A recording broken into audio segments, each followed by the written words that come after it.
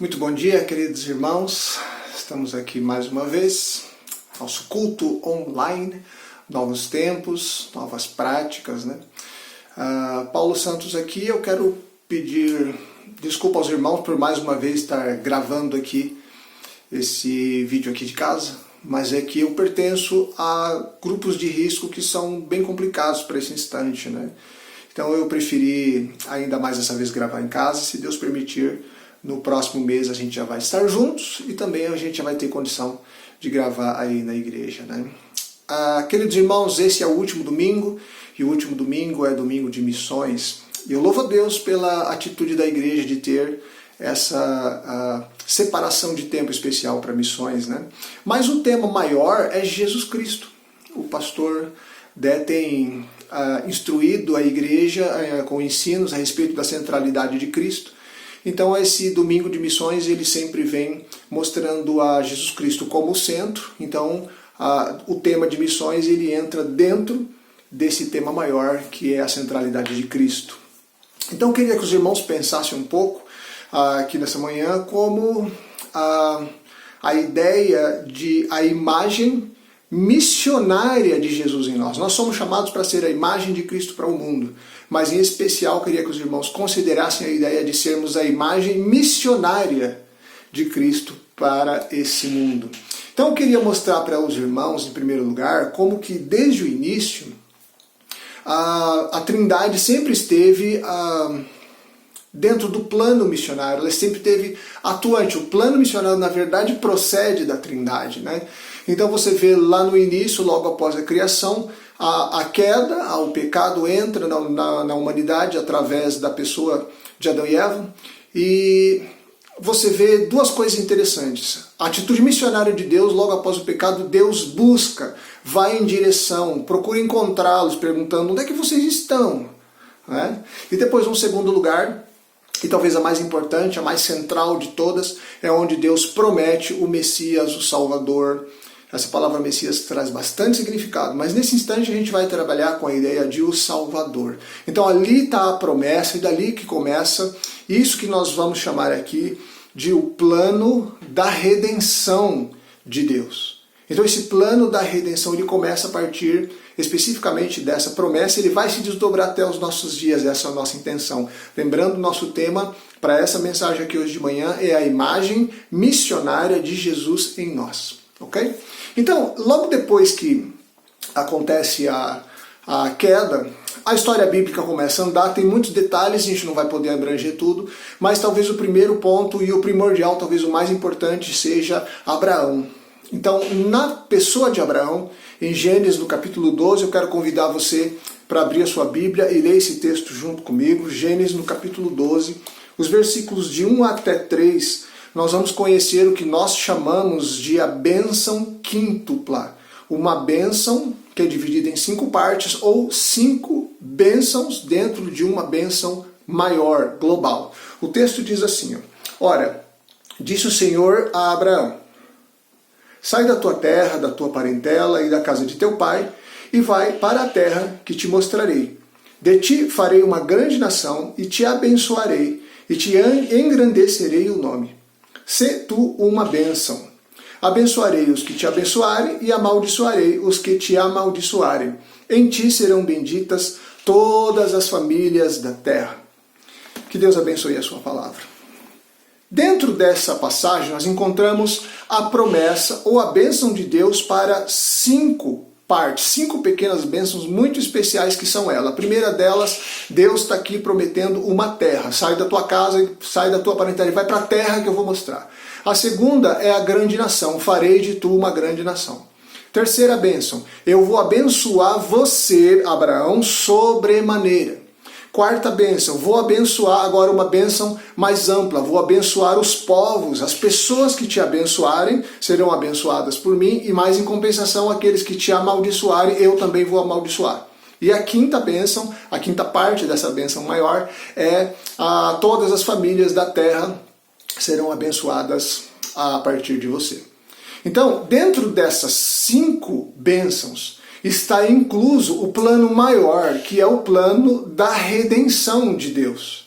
Então a história bíblica vai continuar a sequência. Então está aqui a bênção, Abraão faz o que Deus manda ele fazer, então a gente chega com a história até a vida de José, um dos patriarcas lá do Velho Testamento, né, dos grandes nomes do Velho Testamento.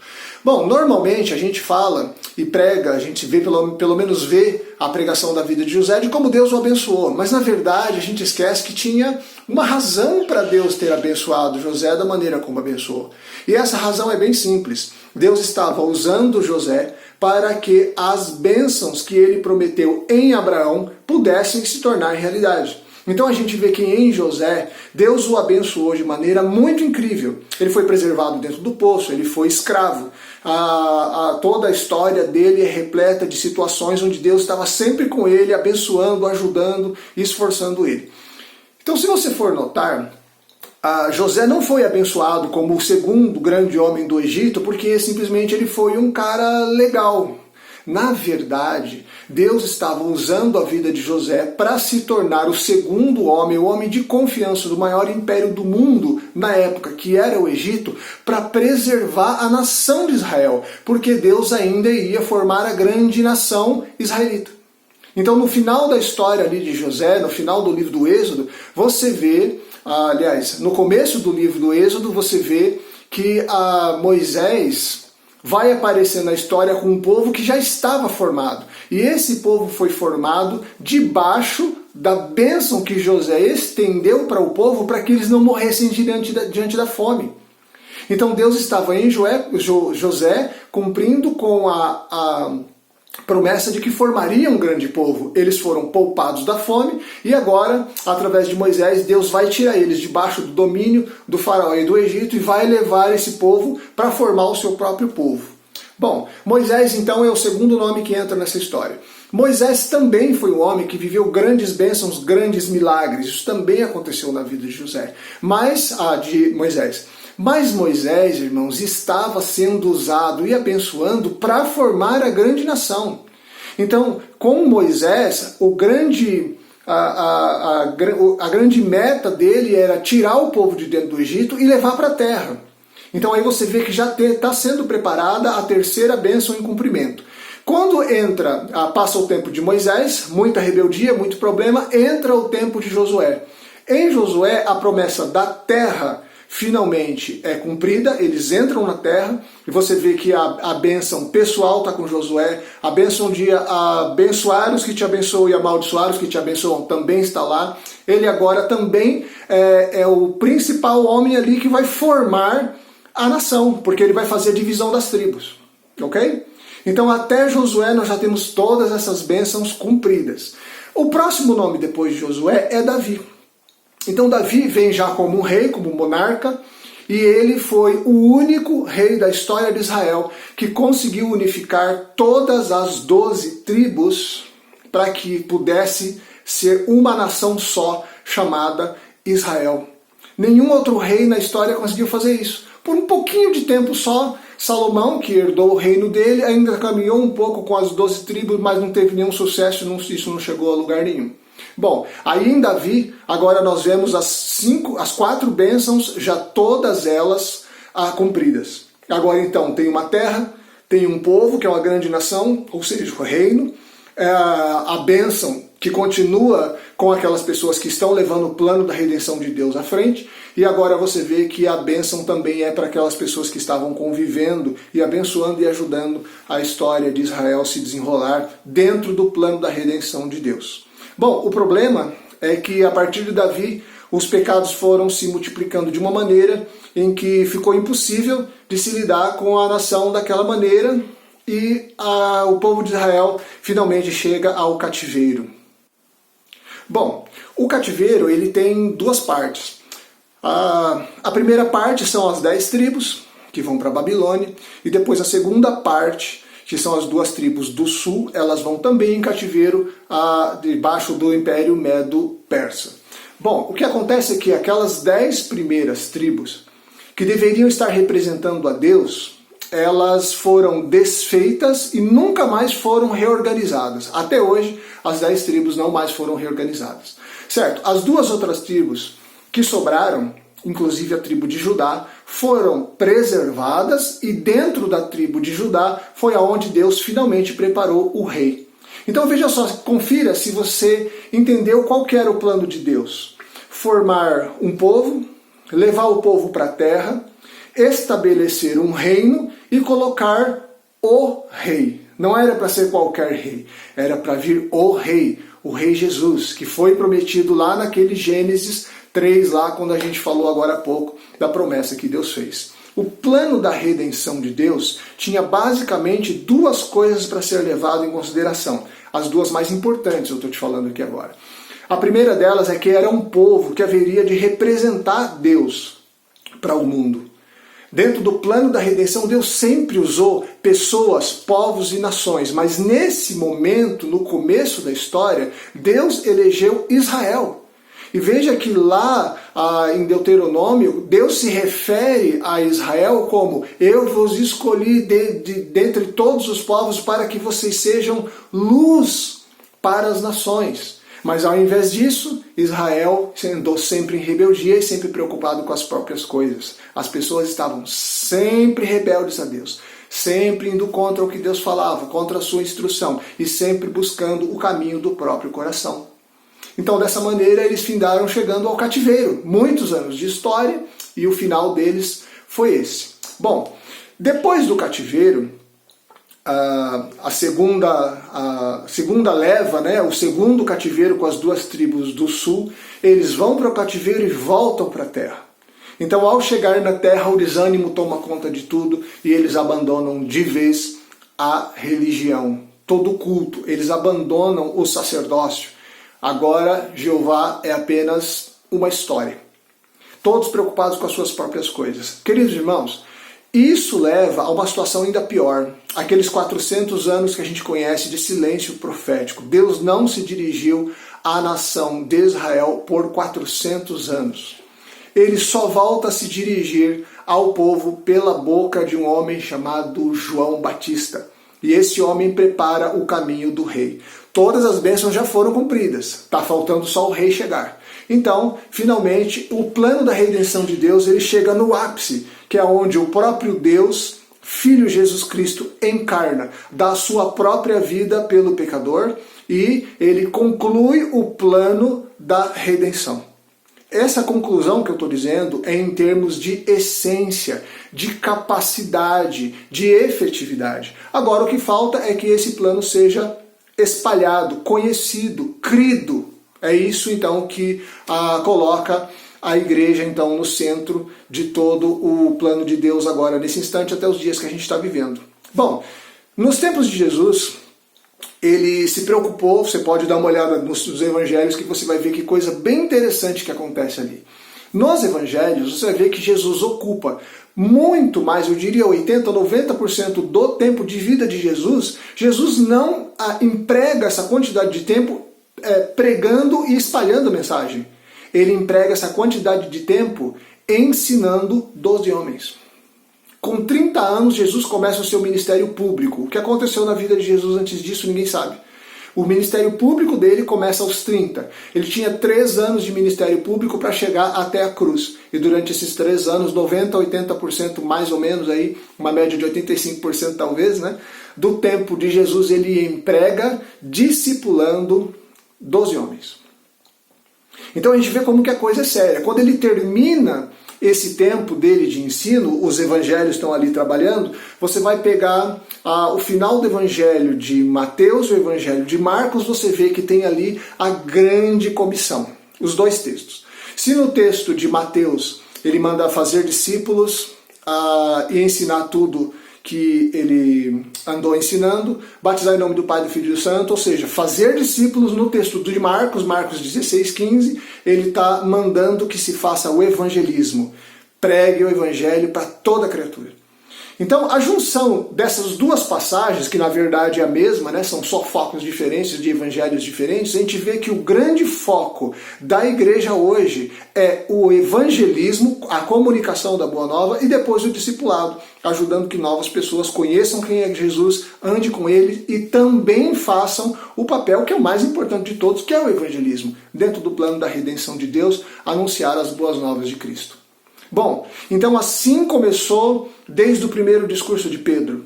Pedro, quando falou pela primeira vez, o foco dele estava nisso, mostrar a Jesus como Deus encarnado que morre e dá a sua vida e ressuscita pelo bem daqueles que haveriam de crer nele, pelos que haveriam de aceitar a sua proposta de salvação.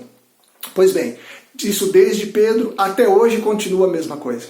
Então nós chegamos aqui no ano de 2020 com a mensagem ainda na ponta da nossa língua, a gente ainda está conhecendo a palavra de Deus, ainda estamos em processos de discipulado, aprendendo um com o outro, e estamos trabalhando de uma maneira que a gente possa fazer isso da forma como agrade a Deus. Contudo, meus irmãos, a igreja hoje, ela está 100% no centro do plano da redenção de Deus. O que Israel era para ter sido, no Velho Testamento, luz para as nações, hoje é a igreja. E a igreja, ela abrange todos os povos. Ali está o povo, a raça eleita de Deus para fazer o anúncio das boas obras e para tratar do discipulado, formando novos discípulos. Nós, como igreja, fazemos parte deste momento da história onde o plano da redenção se encontra agora, neste domingo, aqui de manhã, ainda se desenrolando. Queridos irmãos, eu e você, como igreja de Cristo, fazemos parte do plano da redenção de Deus. Dessa maneira, Jesus Cristo, então, que foi o grande autor das missões, ele continua presente em nós, fazendo o seu grande plano de missões através da nossa vida como igreja, nossa vida como discípulo, nossa vida como ser humano. Bom, irmãos, muito tem se dito hoje, principalmente em tempos de confinamento, de pandemia, o foco tem sido muito comunhão, e isso é muito bom, isso é fundamental para a nossa vida como igreja. Mas não nos esqueçamos que o foco principal, a grande meta da igreja não é viver em comunhão. A grande meta da igreja hoje aqui na terra é o evangelismo. É o plano da redenção de Deus. É comunicar às nações o amor de Deus expresso em Jesus Cristo na cruz. E aí então vem a comunhão, porque nós vamos precisar de bastante dela para poder discipular e formar novos discípulos. Nós não estamos nesse instante na terra por nenhuma outra razão que não seja o plano da redenção de Deus. E vai chegar uma hora em que esse tempo vai terminar. Portanto, nessa manhã eu convido os irmãos a pensarem, a considerarem fortemente como anda a nossa vida de evangelismo, de proclamação da boa nova. Então, muitos dos irmãos e muitas igrejas estão convidando o evangelismo para eles, a convidar para ir num evento, no churrasco da igreja, numa ação social. Mas, na verdade, a nossa grande chamada é fazer parte do anunciar das boas novas de Jesus Cristo para o mundo. É isso que lá Pedro nos disse na sua segunda carta, os versículos 9 e 10. Nós não éramos povo, mas nós não éramos pertencentes ao povo original, que era Israel, mas agora nós somos povo de Deus. Nós somos raça eleita, nação santa, povo de propriedade exclusiva, com uma única razão: proclamar as virtudes daquele que nos chamou das trevas para a sua maravilhosa luz. Esta é a grande razão pela qual nós ainda permanecemos aqui nessa terra, neste local onde nós estamos vivendo. Queridos irmãos, se nós não estivermos conectados com o plano da redenção de Jesus Cristo, sendo a imagem de Deus, a imagem de Jesus Cristo para o mundo, anunciando a boa nova, nós não podemos dizer que nós estamos de verdade fazendo a vontade de Deus. Nós não estamos no centro da vontade de Deus, porque a grande razão de nós sermos povo, de nós pertencermos ao povo de Deus, é justamente para isso, para que nós estejamos conectados e levando à frente o plano da redenção de Deus.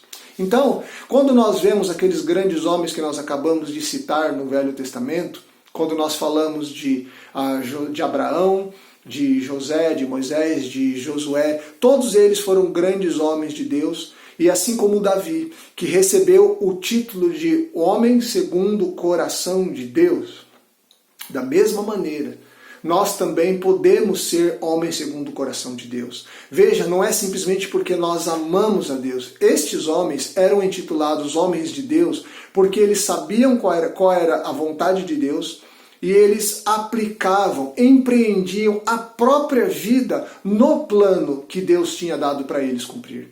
Isso fez de Davi um homem segundo o coração de Deus. Desta maneira, eu e você e qualquer uma outra pessoa que ame a Deus pode ser um homem ou uma mulher segundo o coração de Deus. Pode ser imagem de Jesus Cristo para esse mundo. Desde que nós nos lembremos, meus irmãos e irmãs, o plano da redenção de Deus continua ativo e se desenrolando até o dia em que Deus fechar as portas e dizer, acabou, agora vamos entrar numa outra fase. Então, nós como a Igreja de Cristo, nós permanecemos aqui com uma razão, é continuar fazendo parte deste grande plano que nós chamamos de plano da redenção de Deus, sendo imagem de Jesus, a imagem missionária de Jesus, aonde nós estivermos.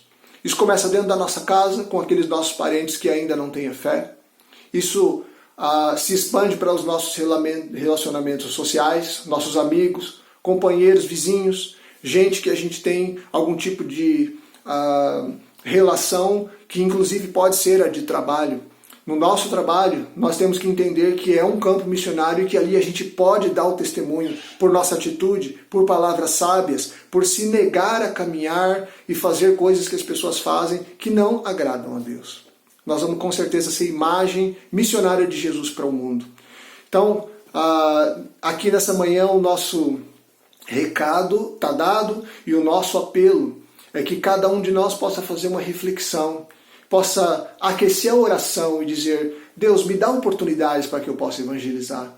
Me dá oportunidade para falar para aquele meu familiar a respeito de Jesus Cristo, aquele que me chamou, pessoalmente eu conheço isso, que me chamou das trevas para a luz dele, que é maravilhosa. Então eu queria fazer isso com você aqui nesse instante, aquecer o seu coração para que você mantenha isso como uma oração firme. Deus, me dá oportunidades, me ajuda a ficar atento, me ajuda a crescer no interesse, na busca, para que eu possa ser uma bênção e evangelizar pessoas. Mas por outro lado, também eu gostaria de orar com você aqui agora. Então se você gostaria de fazer parte dessa oração, se você gostaria de pedir a Deus que aqueça o seu coração e que te dê oportunidades para proclamar a salvação que há em Cristo, e também, por que não, a oportunidade de caminhar em discipulado com essa pessoa. Então eu gostaria de convidar você nesse instante para que você fizesse essa oração junto comigo. Você pode simplesmente fechar seus olhos e vamos orar. Pai, te damos graças pela oportunidade que o Senhor nos dá mais uma vez de estar aqui proclamando a Tua palavra, recebendo ela em nosso coração e também deixando que ela transforme nossa mente e o nosso coração. Te damos graças, Senhor. Nos ajuda, Pai, a fazer a Tua obra. Nos ajuda a ser imagem missionária do Teu Filho Jesus, o nosso Senhor e Salvador, para esse mundo. Deus nos dá sabedoria, nos dá inteligência, nos dá visão, nos ajuda a enxergar com os Teus olhos para as oportunidades que o Senhor vai nos dar. Pai, ajuda para que a gente possa ser bênção para as pessoas e elas possam conhecer a Jesus, crer no Senhor, no seu sacrifício e serem salvas. E Deus depois nos dá ânimo para também caminhar no discipulado com elas. Graças te damos, Deus, por esse domingo, por essa igreja. Pai, pelos pastores que estão sobre nós, pelos nossos líderes. Nós te bendizemos, Deus, e pedimos mais uma vez, quebranta, aquece o nosso coração para as tuas coisas, Deus, para que nós possamos ser homens e mulheres de Deus e mais ainda, possamos ser imagem do Teu Filho Jesus para esse mundo. É a nossa oração, Pai querido, feita em nome e no poder de Jesus Cristo, Teu Filho amado, nosso Senhor. E assim oramos, no nome dele. Amém. Que Deus abençoe os irmãos com um excelente restante de domingo, um bom final de semana, e a gente se vê. Deus abençoe cada um dos irmãos.